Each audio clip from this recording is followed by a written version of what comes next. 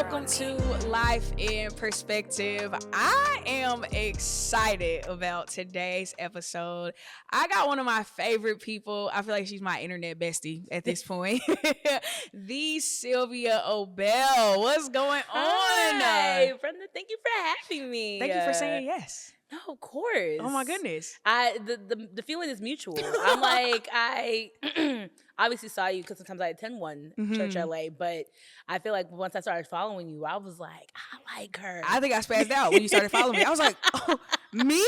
Where are these people finding me at? Because you and Scotty's podcast is one of my favorite kikis. Oh, it's I like, appreciate no, that. I love it. It definitely.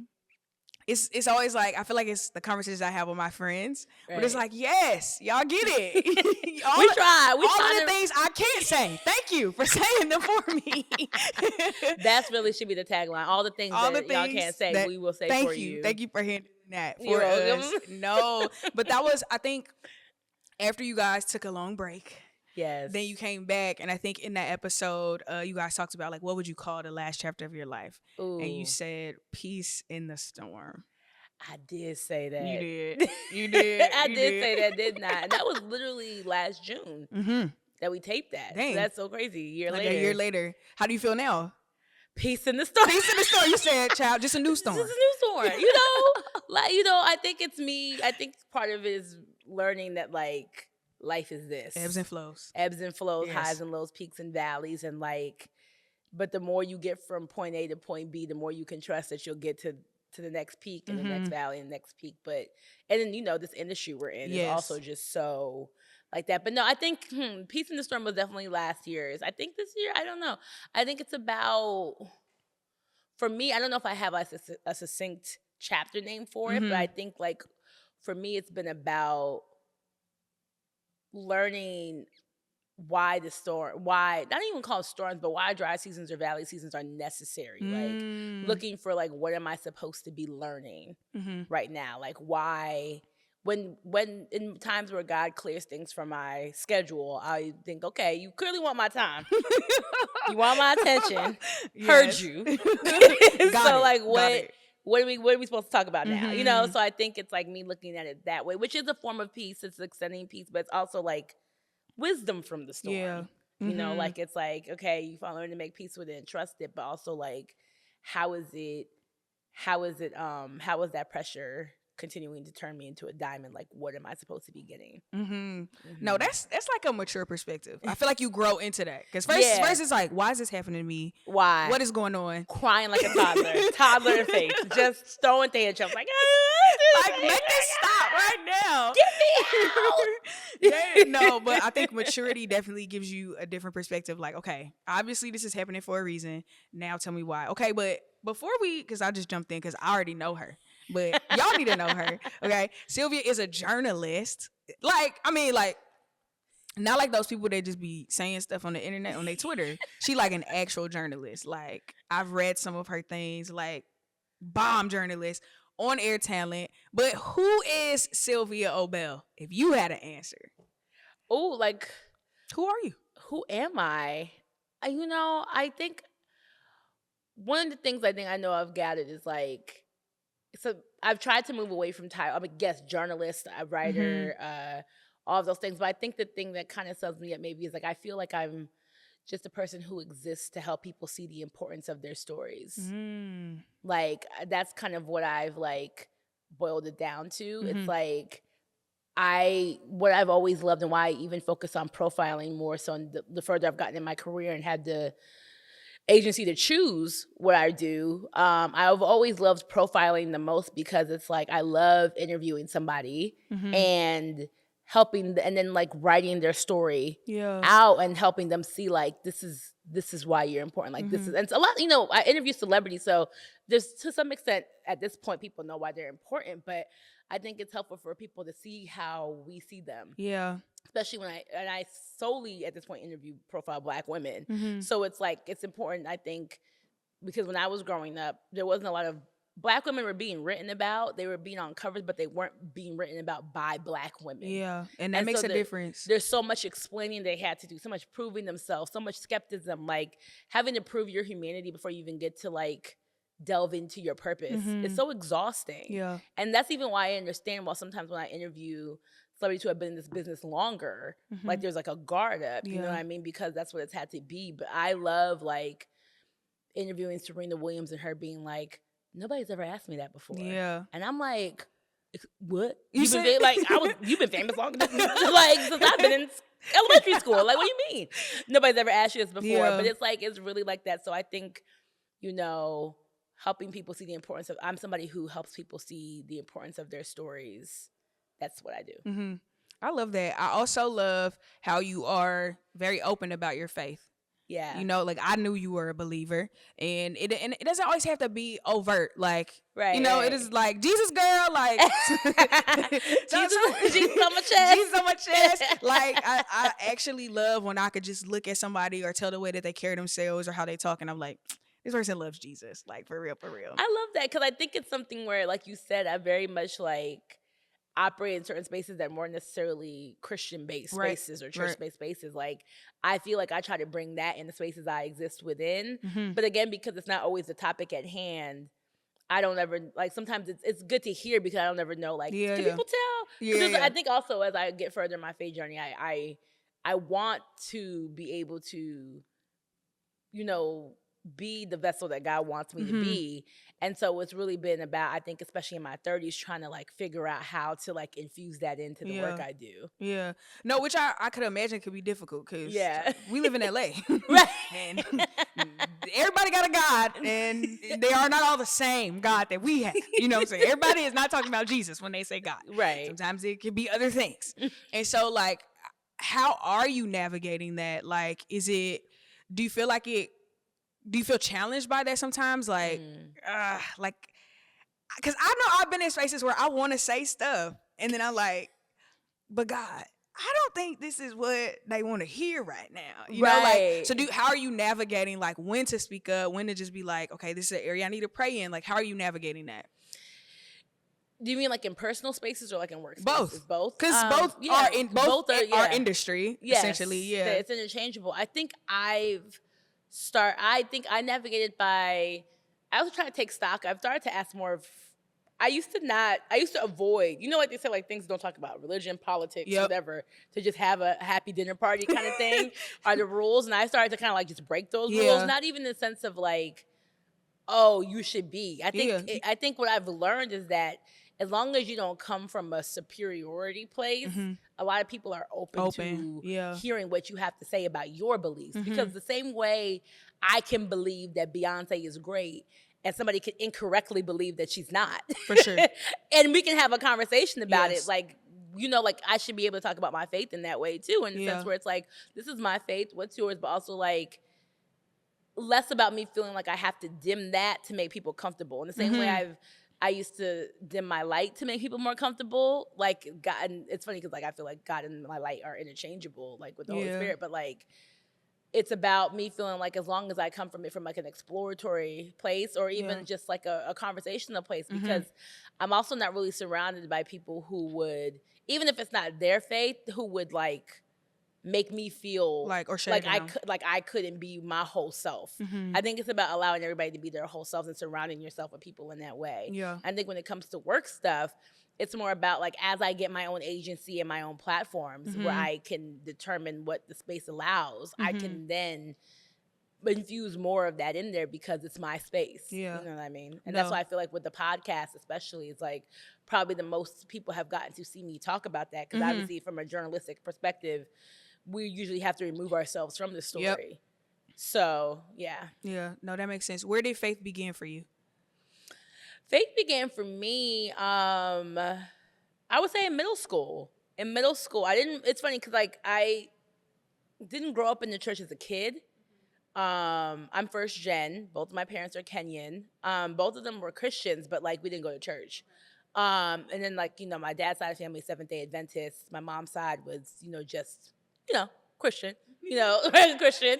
But it was interesting. It wasn't until we moved back to Jersey and I was I was at a sleepover, and I realized like when I moved more into like a bit of a more black neighborhood, Mm-hmm. and there were families where it would be like, oh yeah, you can sleep over, we're going to church on Sunday. And so it was like, so when I was sleeping, I remember one of my best friends to this day, Jasmine Ross, she had a birthday party in 6th grade, a sleepover, and then we all had to go to church the next day with the family. And so we went to church, and I was like, it was a Baptist church, and I was like, seeing friends from school. I was seeing people from the neighborhood. I was like, so y'all be here every Sunday? And nobody told me? Like, y'all just be here, turning up. Like, how did I not know that this was happening? Like, that's so crazy. And so then I was like, interesting. But then I also just felt like a peace, really, honestly. Even at that age, I think I must have been, 11 going on 12. And I, felt like it was... what was going on at home, it really felt like, oh, we could use this. Like, even in my 12-year-old mind, I was thinking, like, maybe this can help us. Like, maybe we can, like, benefit from this thing that people seem to be, like, finding their way through. And so I remember being like to my mom, like, I went to this cool church, like, everybody's there. I'm naming off who was there. I'm like, we gotta go. Like, we gotta go. We've been missing out. Like, what do you mean? And so, like, we started, going more often. Yeah. And,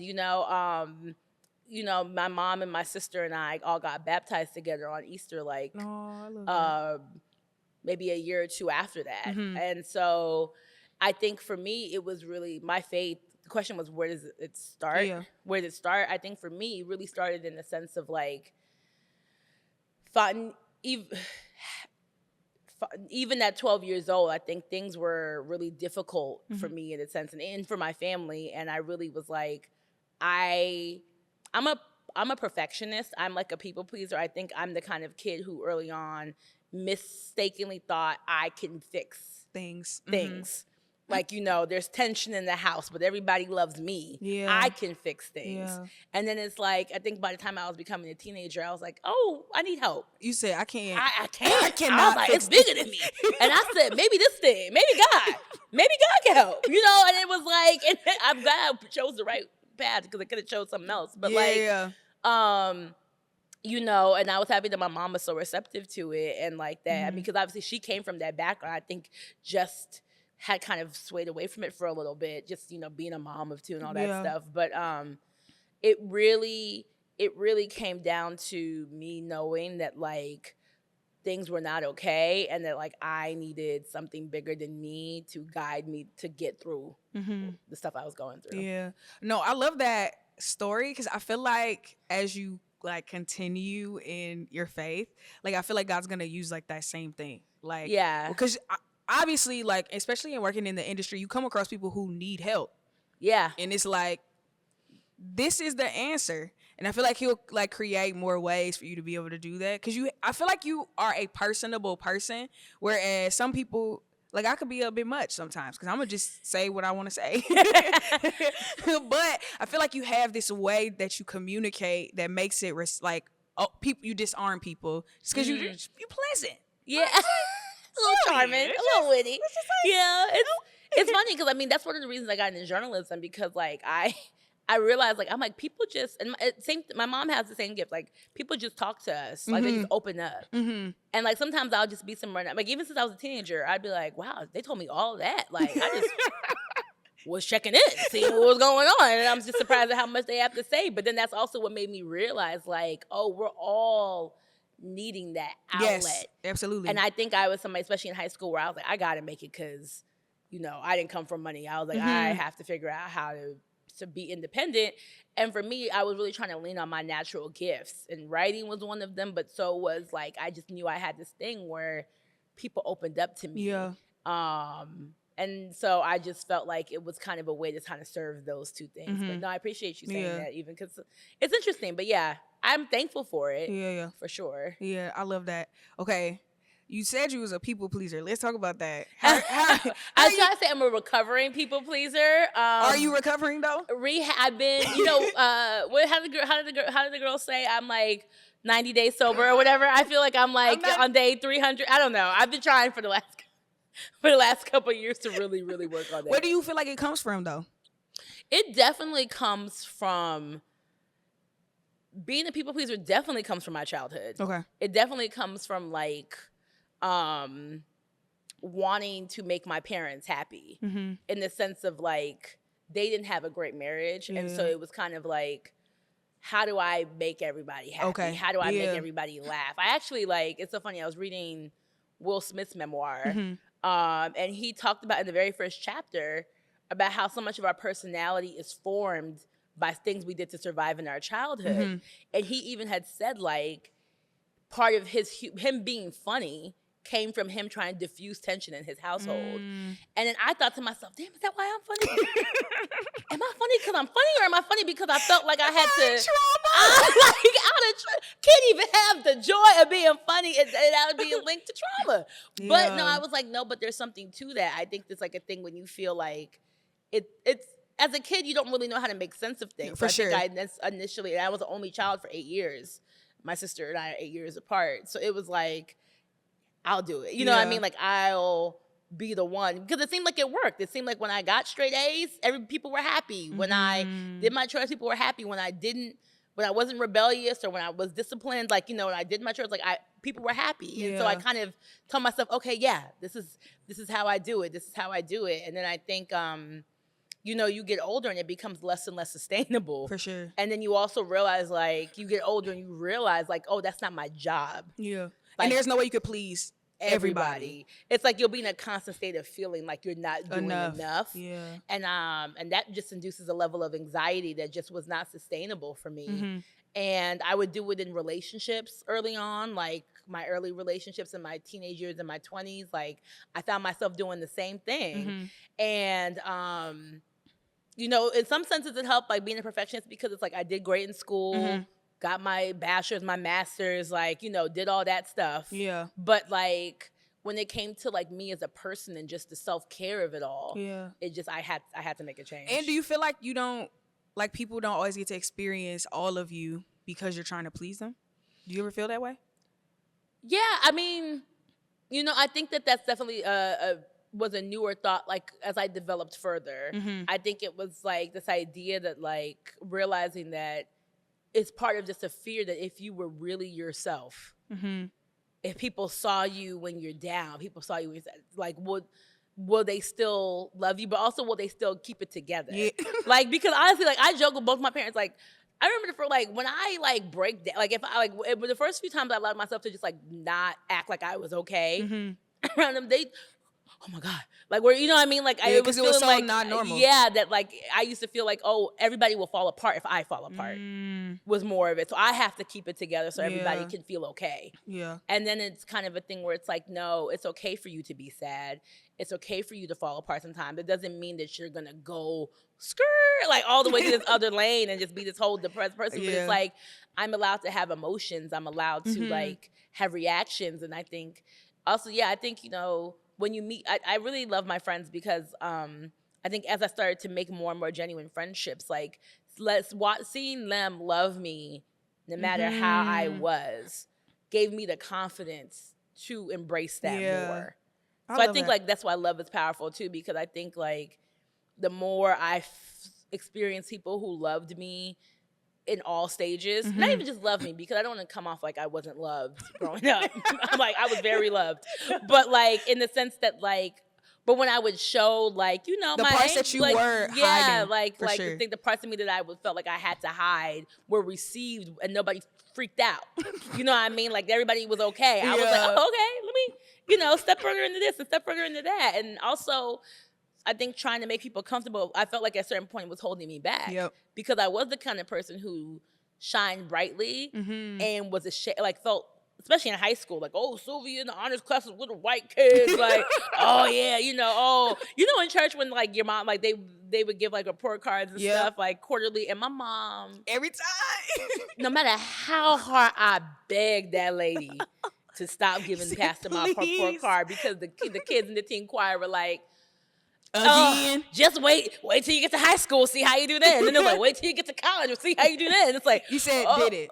You know, and it's just like all of that stuff. But it's just, I felt like, oh, like when I'm doing too well, like people, like I would be teased about it to some extent. So I think but then at a certain point when you're going after your career, I think like my survival stuff kicked in too, where I was like, I can't keep holding myself back like this. Yeah. But it still is very hard for me to embrace even who I am now. Like, that's not easy. It's a journey. It's a journey. No, but you're bomb. Thank you. You need to know that you're bomb. I'm getting better at accepting compliments. It's like, Oh, I like, you see, we I are. grasp, we are, I like grab my chest. So I'm like, I was okay, like, great, thanks. But the thing you said though about we form habits as children, I think about that too because I'm like the youngest of 10. Whoa. But yeah. 10? But I'm sorry, I just learned that fresh. Whoa. That was a real reaction in real time. All right. Okay, Mom. Okay. Your mom is a no limit we have soldier. A blended family. Oh, a blended family. No limit soldier is crazy. The more I learned about what pregnancy and childbirth entail, you said, "Girl, you did that 10 times." I know. I'm. It's really give me a good 2 at the same time. Twins, if we can make it happen. Then I'm done. And so but all of my siblings are older because my mom had me with her tubes tied. So it was like, you a miracle for real. We're all miracles, but you were. For sure. It was like, I'm coming. All right. Either way. But because of that, it was like my siblings were always like in and out. So I think about how like I don't like to ask people for stuff. I'm like pretty much like I'm gonna get it done. I'm gonna make it happen kind of thing. And I'm like, yeah, a lot of that is from childhood. And I also crack jokes to deflect. So then I'm like, is that also trauma? I have a nervous laugh. I crack jokes to deflect, break tension. It's and nothing shows you that more than podcasting, right? Yeah, because then you see yourself doing it on camera and you're like, girl, that's not funny. Damn, you laugh all the time. Shut up. And it's some stuff is not funny. Yeah. And I have a friend, because I'm always like, I think I need to go back to therapy. And I have a friend and she's like, you do realize that you'll always like crack a joke so you don't have to talk about how you feel. I'm like, good. I'm glad that you noticed. Stop asking me how I feel. And I'll stop cracking jokes. Right. Then we can just be normal. But that is kind of one of those things that make you go, We did, and it also, I feel like it makes me aware of like when I have children, like to be paying attention. Yeah. Because we are like forming how they will be as adults. Because my parents were working, so I'm sure they weren't trying to traumatize us. They just living their life with the tools they had. Right. So I get it. Okay, I feel like so much of our faith is stirred by like the tough times we walk through. Right. So for sure. As an adult, has there ever been like, here we at Life in Perspective, we call it a defining moment. It's like the moment that sucks. But I'm like, without that part of my life or that journey in my life, I wouldn't be the person I am today. What comes to mind when you think about a defining moment? You know, I feel like one of the big defining moments for me, it's interesting. I think what I'm trying to do here is maybe like I have to tie a couple of them together. For sure. If that makes sense. Because I think the thing about defining moments is you don't always realize they're the defining moment. You often don't realize they're the defining moment in the moment. Like there's some that are so traumatic that you're like, yes, this was but there's some where it's like, it wasn't until the point B that you realize why point A happened. Absolutely. And so I think that's why I kind of have to share them in tandem, because for me, it was really, I graduated from North Carolina A&T, Aggie Pride, and I spent summer home and I moved to New York City to go to Columbia for graduate school. And part of the reason I was going to Columbia or even just going to New York was because my dream job was always Essence Magazine. Okay. Like always. Like that was growing up reading the magazines. Like I was like, that's what I want to do. Didn't know that print would start dying, as I entered my career. But, small details, but I was like, yes, I want to, work there. And I was so... And then when I graduated from Columbia, I got an internship at Time Inc. because they were owned by Time Inc. at the time. And then I was like, I'm going to use this internship. Unlike the other interns, I don't got to go back to school because I'm done. And so I'm going to like work so hard that they keep me. It was like my strategy. Graduated with 2 degrees, getting paid $10 an hour over the summer just get the job. I was like, wow, all this debt for this. Okay, but we gonna make it happen. And so I did make it happen. God like really, I think when something's for you, it really happens. And so I was working there for a couple years. But you know, like I said, print was dying. Yeah. And at Time Inc. layoffs were happening like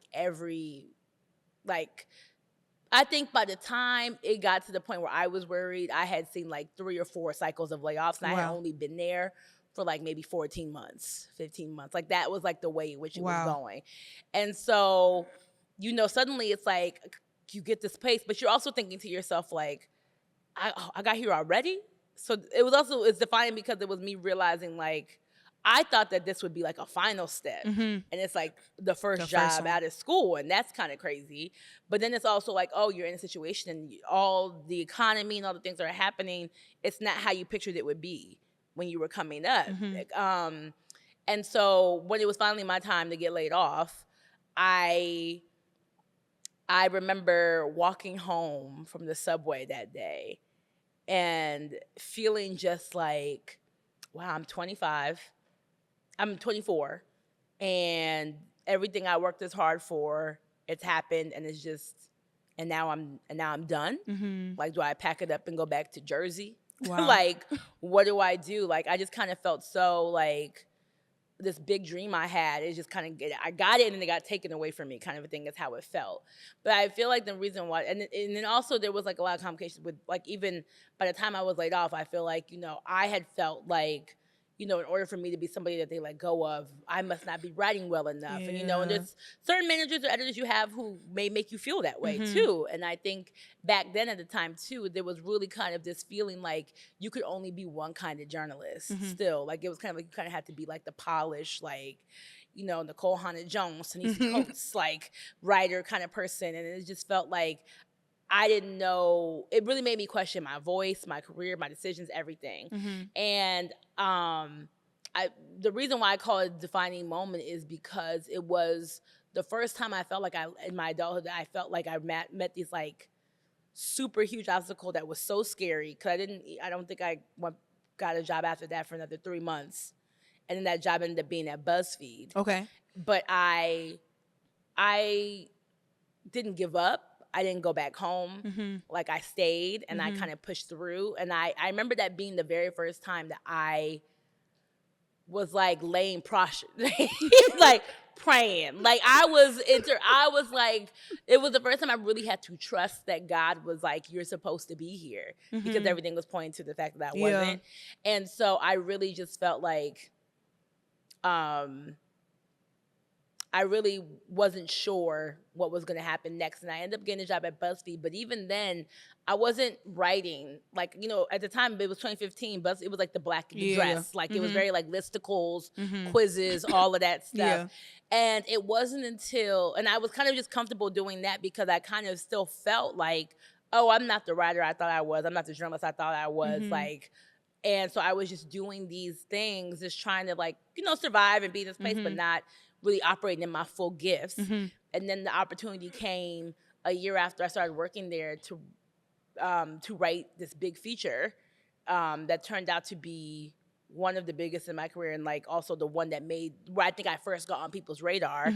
It's a very secular story. It was about Black Chyna beating the Kardashians like at their own game. Okay. It's kind of what the story was titled, but it was about like the moment happened because literally like is when Black Chyna got pregnant by Rob Kardashian, and then was engaged, and everybody was like freaking out because it was like, oh my God, like she pulled them on them. But like everybody on Twitter, like everybody on the internet was like, Black women were like, I don't even know this woman, Black Chyna, but like I'm excited about this, and I don't know why I'm happy about this, and like what's going on. And I feel like all like news outlets were like, we gotta figure out how to cover this. But it happened so quick. They didn't really have time to get a freelancer, so they were kind of like, who do we know who knows enough about the Kardashians and also is Black who can like write about this? And like shout out to Black women. There was 3 Black women in the Slack room that I was not in who all said Sylvia. Oh, I love that. And at the time I was writing listicles. Like I had not been writing. I could do that, but I hadn't done it in a long time. I never had done it on the scale because that story ended up being 4,000 words. Wow. And you know, when I said yes to it, it was defining because I learned how to start doing things afraid, not waiting for the courage, but doing it anyway. Yeah.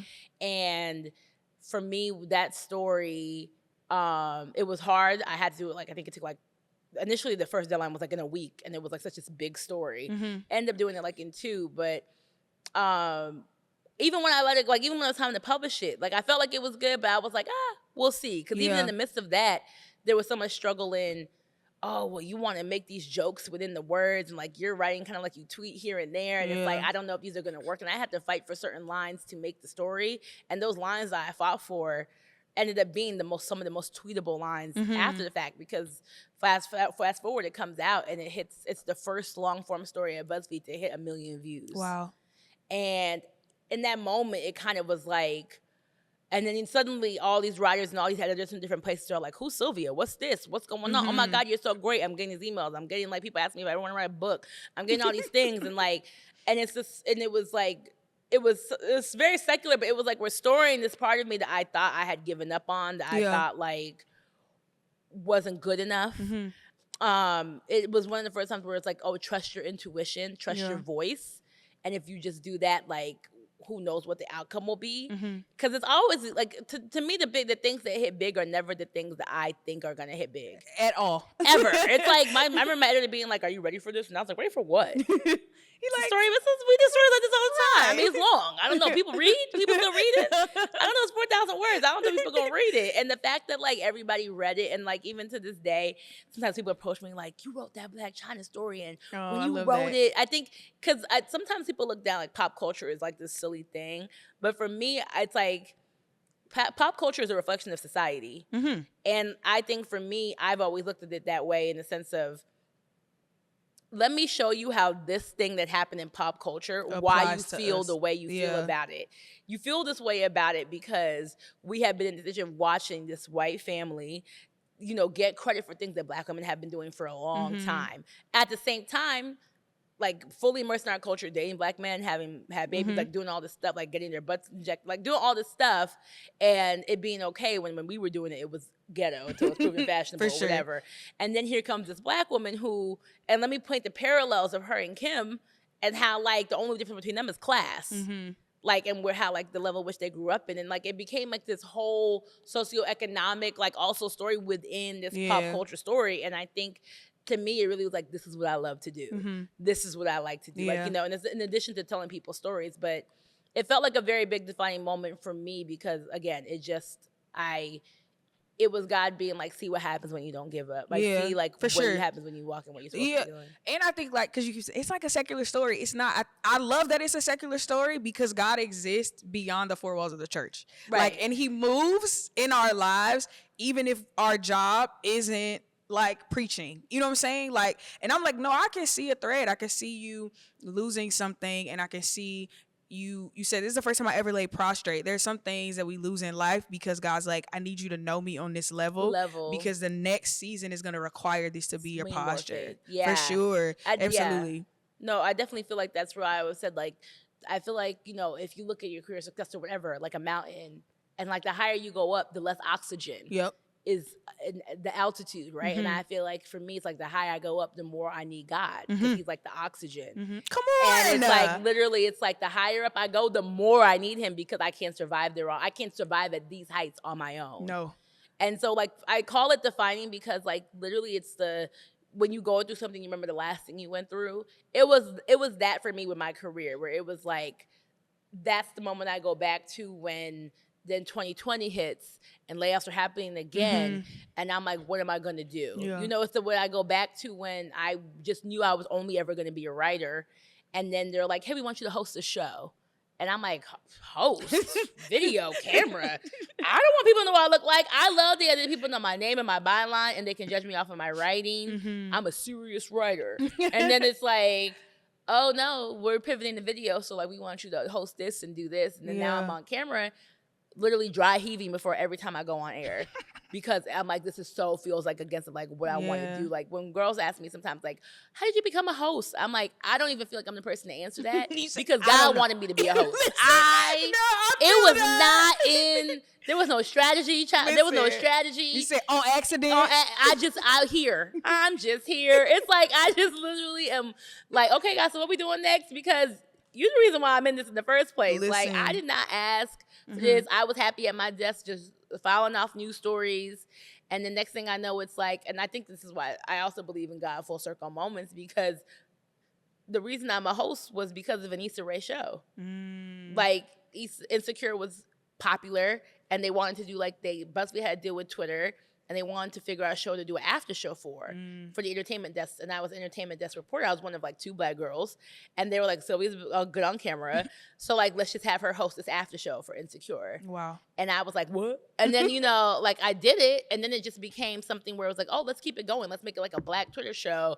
And it was called Hella Opinions. And like, we just were like, you know, doing it. And I kind of fell in love with it there. It's still not even known. I remember literally when I introduced the show, Issa was doing press, and so she came by the BuzzFeed, like she was doing the morning show, and I interviewed her, and I was like, and then we announced the show on the couch.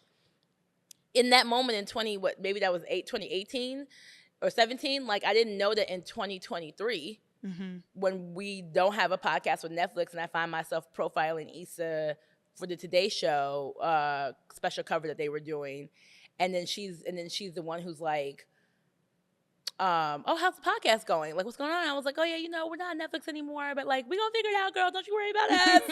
And you know, she was like, I was like, we got some meetings, like we're taking meetings, and she was like, how can I become one of those meetings? And I was like, what? You said, excuse me? I was so befuddled that her publicist had to be like, we'll schedule a meeting. I was like, that, like, what? You know what I mean? Wow. And so it's just, but to me, even I'm like, I see the dots, because it was like, I wouldn't have even, I'm sure, like, you know, what you're meant to do is what you're meant to do, but it's how people, everybody's yeses are connected. Yes, absolutely. And it was like her yes to do that was connected to my yes to be able to do this, was connected to like the yes here. And it's just this beautiful web, I feel like, of like why it's also so important to you to say yes, because you don't know how many other people's yeses are connected to yours. And that's kind of what keeps me going, is like, oh, like if I say no, what am I like? How, like, who else? Whose like, life depends on it? Whose life depends on this yes that's bigger than just me? Yeah. No, I love that. Honestly, I could talk to you all day.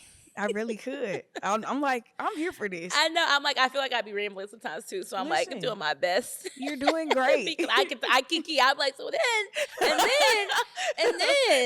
and they all like Black Chyna. And yes, we are here for all of this. Because I love pop culture. Somehow my podcast became about faith, but at first it was gonna be called I Got Questions, and it was gonna be a pop, like, because I am that person. I'm sending reels.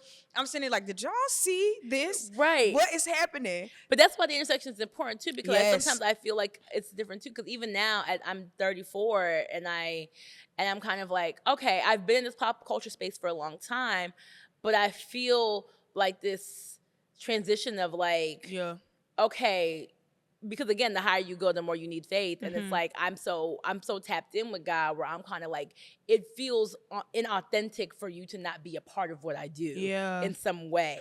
And I think like what I said in the beginning of this episode, where it's like, I feel like I exist to tell people the importance of their stories. What that has transformed to over time in my like faith growing is realizing that like, I exist to show people the God in their stories too, because the importance and God's hand are kind of interchangeable. It just depends on like the growth of realizing that they're the same thing. And I'm like, all this time I've been showing people not just the importance of their story, but like, your story was handcrafted by God. And so really what I've always been in the business of, without knowing until I got to a certain point in my faith, was I help people see God's hand in their story. And it's like building upon that is kind of like what I'm trying to figure out moving forward, in addition to still doing all the things I do. And I think that's what's great. Like, we can do it all. Yes. You know, to some extent, like, I feel like, you know, would love to have you on and talk about some pop culture and get some of your takes. Come on. Because we contain multitudes. Okay? No, for sure. Yeah, I think that's, and I love that you say that, because I feel like I exist somewhere in the middle. It's like, I understand culture, like I work in it, but I'm also like, people are like, oh, like, you should do something. I'm like, no, faith is my life. It's not separate from me. Right. It's like, it's not like, together. Oh, you don't have faith. You make faith content. No, I make content. It's just, you're going to get faith because Jesus is a part of my life. It's a part of my life. Yes, exactly. And so I love that we're seeing that, though, more like an intersection of like, that's why I'm like, no, I'm having all my friends. We all have journeys of faith. Like, everybody's not going to be on the same level. That's the beauty about Jesus, is he meets us wherever we are. And we all are supposed to be where we are, because he needs disciples at every level, in every space. And it's like, and I also think, even with the sense of how, the way the church was and how people have kind of been looking for something else. You know what I mean? It's kind of like, I feel like as God's children, some of those of us who are able to represent that side that's not this thing that it was put on a pedestal to be, like where it's like, oh yeah, all Christians are just this way, or all churches are just this way, and they're judgy and they only want your money and they're homophobic, and it's like it's like, no, that's like the body of Christ, like those of us who are in it, like that's not what we all represent. I think it's so beautiful that like the democratization of the internet includes like the democratization of the church in the sense where it's like we all get to put that out without needing a pulpit, to do so. Thankful for those of you who can get on the pulpit, but it's just that, like it's just kind of meeting people where they are. I think is so important. And I think people need to know that like faith isn't only for people in the pulpit, right? Like Jesus gave us all the command to go make disciples. So wherever you at, you need to be making disciples. Exactly. And that's why I love moments like when people get big like accomplishments, like when they win an award or like when they win a championship, like when Dawn Staley won the thing. Hey, Dawn said I have a sermon for you. And Dawn should surprise everybody, because y'all said y'all didn't know she was a child of the kingdom, did you? But now you see, like we everywhere. And it's like when she went and she everybody in the church saw it coming out. Common favor. And then you saw it. It was like, come on, Dawn. I see it. I recognize it. You're stirring in your spirit. The Holy Spirit is like, it's our time. She said, People like, what's the first thing she gonna say? We've never seen you cry. Right. Everybody's like, what? She said the spirit is. And that's what I mean. Like, it's like, I love moments like that because it shows like we're everywhere and God's everywhere. For sure. And so, I love that. All right. Before we go, you got to pray for the people. I have to pray for the people. Just, kind of like on the lines of like what we talked about, like for people not giving up and kind of like accepting the journey. And whatever else you feel led to do. Okay, so for the listeners, in direction of the people who are listening or watching this, okay. Whew. She's gonna make me pray in public. It's okay, I can do this. You got it. I got this. Not me prepping up before God. Okay, Father God, I come to you today just so thankful for this time, being able to share this time and space with Brenda, and so thankful that you have given her this platform where we can have these conversations and just giving us a safe space to talk about how our lives and our faith are interchangeable, Lord. And I pray for everybody who is listening to this conversation. I pray that you give them strength. I pray that you give them the wisdom to understand the high seasons as well as the low. Lord, right now I feel like 2024 has been a hard year for a lot of people. And so I pray that, those listening or who are going through whatever they may be going through, I don't know what they're going through, but you do, God. And I pray that they feel your loving comfort around them, God. And I pray that they know that this too shall pass and that this is not nothing is forever in the sense of struggle, that there is always a lesson and that resistance is often just a sign that a better season is coming.